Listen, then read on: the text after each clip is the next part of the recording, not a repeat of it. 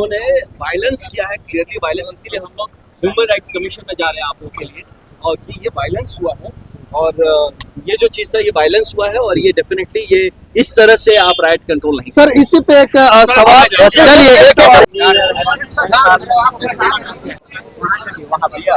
सबको हैप्पी तो क्या है लेकिन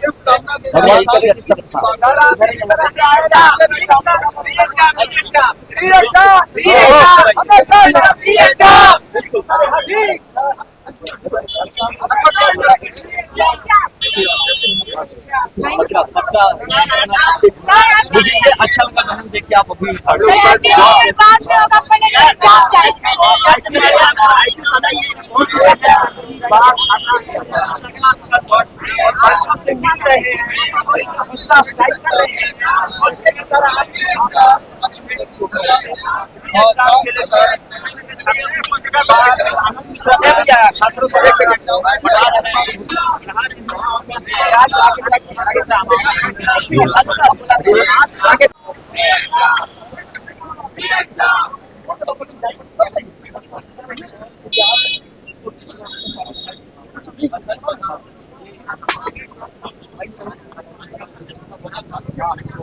बोले यार चोखा खा रहे बच्चे, पता नहीं क्या, तो काम करिए आप लिट्टी चोखा लेके वहाँ भी जाइए, बच्चों के साथ भी शेयर करिए इस तारीख में।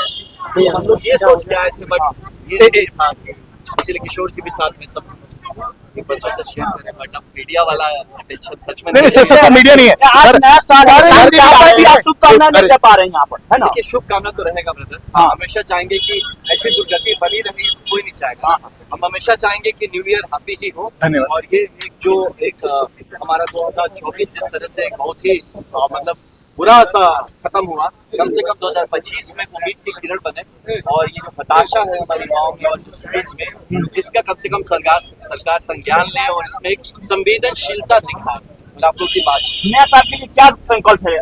देखिए ये संकल्प हम लोग यही लिया जाए कि अपने भविष्य के साथ हम लोग खिलवाड़ नहीं होने देंगे, और क्योंकि देखिए हम जो बेहतर बिहार की बात करते हैं तो युवा की बेहतरी के बिना बिहार कैसे बेहतर होगा, तो अपने भविष्य के साथ खिलवाड़ ना हो। मुझे अच्छा लगा देख के, बहन देखिए वहाँ अभी भी पढ़ रही है ना, ये चीज अच्छा लगा कि आप लोग की सीरियसनेस, कि जो लोग कह रहे हैं ना कि क्या कि ये लोग स्टूडेंट्स नहीं है, ये नॉन सीरियस है,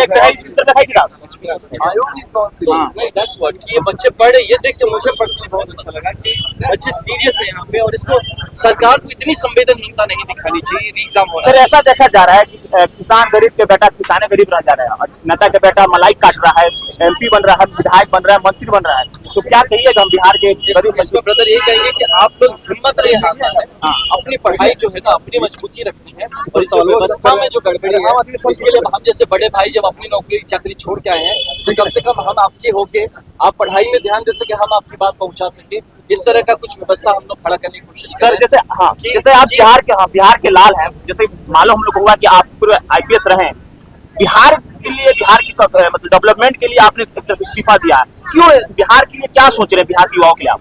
उधर यही देखिए, अफसोस तो आप खुद रहे हैं, मैं तो यही देख रहा हूँ, क्योंकि आप देख रहे हैं कि व्यवस्था जिससे चर्चा हुआ है, इसीलिए ना आप लोग को इस रास्ते पे उतरना पड़ गया, क्योंकि आप भी चाहते हैं कि सच्चाई से जो भी परीक्षा हो या कोई भी व्यवस्था हो उसमें एक जो गुण हो वो सच्चाई का गुण हो, वो ऑनेस्टी का गुण हो, है ना, पारदर्शिता हो। छात्रों की यही कमी है, इसीलिए हम लोग आए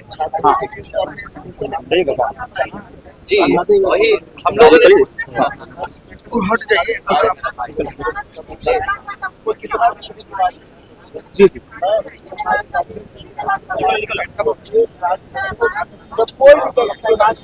उड़िए भैया बात बता लीजिए ना,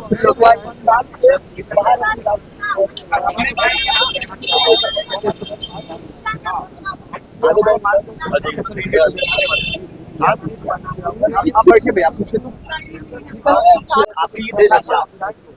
तो उस चीज को आप प्रयास करें। ये प्रसाद लीजिए मैडम, लेकर आएंगे मंदिर का प्रसाद। भैया सर एक मेरा एग्जाम हो जाएगा, प्रसाद खाइए। बच्चों को क्या पढ़ना है, राजनेता नहीं मानते जी, अपना बड़ा भाई और मार्गदर्शक मानते हैं। छात्रों के लिए क्या कहेंगे, जिस तरह से आपने दिखाया व्हाट्सएप ग्रुप, कहीं ना कहीं एक पूरा IPS इस तरह से मेंटरशिप करे बिहार के युवाओं को, तो कहीं ना कहीं एक तरह प्रैक्टिकली तौर पर बहुत बड़ी बात हो सकता है। मैं एक बात ये कहता हूँ कि शिक्षित लोगों को पॉलिटिक्स में आना अच्छी बात है। ये कहते हैं ना कि शिक्षा जो है शेरनी का दूध है, जो जितना पिएगा जो जितना पिएगा। तो मैं तो मानता हूँ कि पॉलिटिक्स कोई कहता गंदा चीज है, नहीं। अगर अच्छे लोग आएंगे पॉलिटिक्स में तो अच्छी बात की जाएगी, लोगों के भविष्य की बात की। अगर इनको ये नौकरी छोड़ के राजनीति में आए, अच्छे खासे इनको सैलरी मिल रही है, गवर्नमेंट अच्छे खासे पैसे दे रही है, क्यों आते हैं?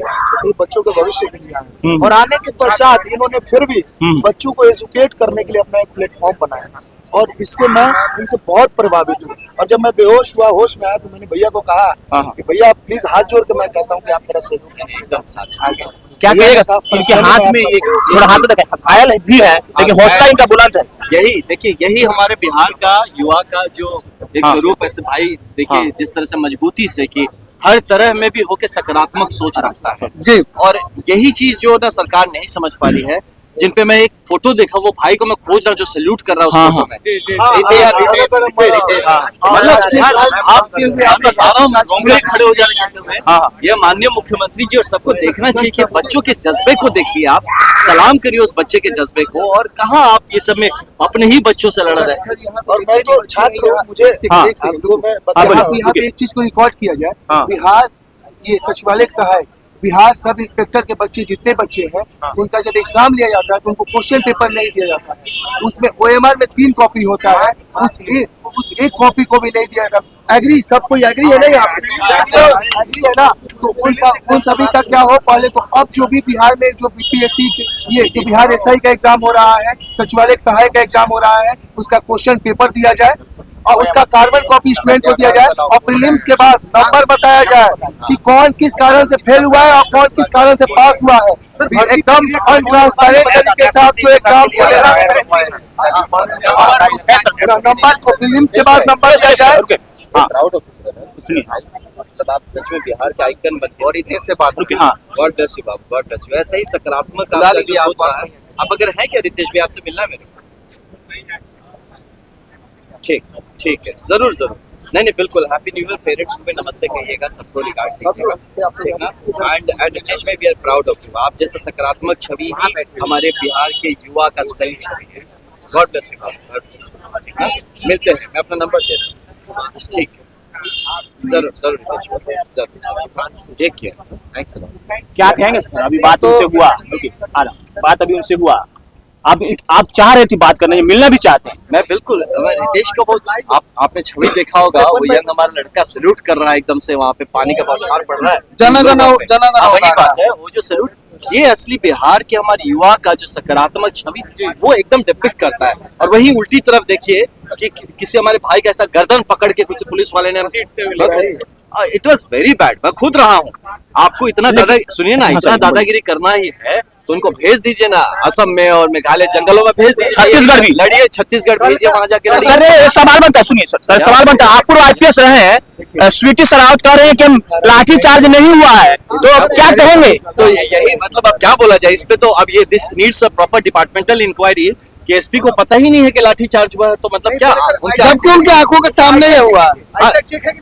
आई साइड का तो पता नहीं, लेकिन और आंखों के सामने और एक सीनियर अधिकारी को रिस्पॉन्सिबिलिटी लेना जानना चाहिए कि अगर किया है तो मानिए क्या किया है, उसको इस तरह से नहीं करना चाहिए। सर, जो लाठीचार्ज हुई है, छात्रों को मारा गया, लड़कियों को भी मारा गया, बहुत सारे दुपट्टे फटे हुए मिले, न्यूज चैनल वाले दिखा रहे थे, सैंडल टूटे हुए मिले। इस पे आप कानूनी क्या कार्रवाई कर रहे हैं? इस पे देखिए, हम लोग ऑलरेडी एक केस इस पे डाल रहे हैं, हम लोग कंप्लेंट डाल रहे हैं इस पे।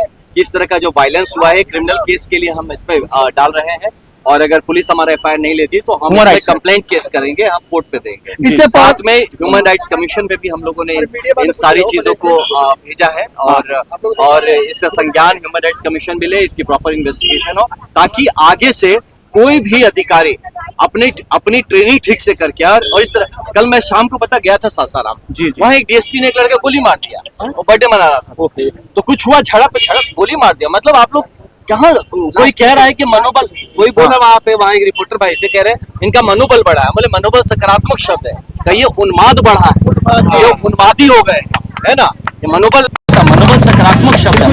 तो इस तरह का मुझे लगता है कि पूरी तरह से फिर से प्रशिक्षण इनका ठीक से होना चाहिए, और एक सेंसिटिव, मतलब एक संवेदनशील अगर हमारा प्रशासन होगा तभी समाज में सशक्तिकरण हो सकेगा। जैसे सर आप यूपीएससी के मेंटरशिप करते हैं, आप बिहार के हिलाल हैं, बिहारियों बच्चे को जो यूपीएससी के लिए भी आने वाले समय में मेंटरशिप करेंगे? बिल्कुल 100% करेंगे और कर ही रहे हम लोग। एक प्रोग्राम स्टार्ट किए सिर्फ यूपीएससी बीपीएससी नहीं, हाँ। साथ में हम बाकी जितने भी गवर्नमेंट एग्जाम्स होते हैं, पब्लिक एग्जाम्स होते हैं, नीट वगैरह सब कुछ के लिए हम प्रोग्राम, उसमें हम लोग 3 पार्ट में कर रहे हैं। एक हो गया कि मेंटरशिप ऑफलाइन एंड ऑनलाइन दोनों, जिसमें कि इसमें किसी में 1 रुपया नहीं लग रहा, कोई पैसा नहीं लग रहा है, फ्री ऑफ कॉस्ट होगा बच्चों के लिए। दूसरा है स्कॉलरशिप प्रोग्राम भी कर रहे हैं कि आपको किताबें खरीदनी है, आपको पढ़ने के लिए किसी तरह का सपोर्ट चाहिए, तो जो भी तेज बच्चे हैं उनके लिए स्कॉलरशिप प्रोग्राम भी है। और थर्ड जो इसके साथ हमने प्रोग्राम रखा है वो है फ्री या निःशुल्क कहा जाए कि जो स्टडी मटेरियल्स है, किताबें हैं जो आपको चाहिए, तो इसका हमने प्रोग्राम किया है। और ये भी हम स्टार्टअप कर ही रहे थे तब तक ये अनफॉर्चुनेटली एक प्रॉब्लम शुरू हो गया है, बट आई एम श्योर कि ये एक अच्छा प्लेटफॉर्म बन पाएगा जहाँ की बच्चों के लिए ये काफी काम होगा और आने वाले दिनों में बच्चे हमारे। पर लेकिन भाई ये सारा मेंटरशिप कर ले, सब कुछ कर ले, लेकिन अगर हमारा सिस्टम ही फेल है कि आप जी, इतना सही बात पढ़े है। लिखे लोगों को पढ़ाई के दम पे नहीं मिले आपको नौकरी, सेटिंग के दम पे नौकरी मिले, तो क्या फायदा मेंटरशिप करके? क्या फायदा?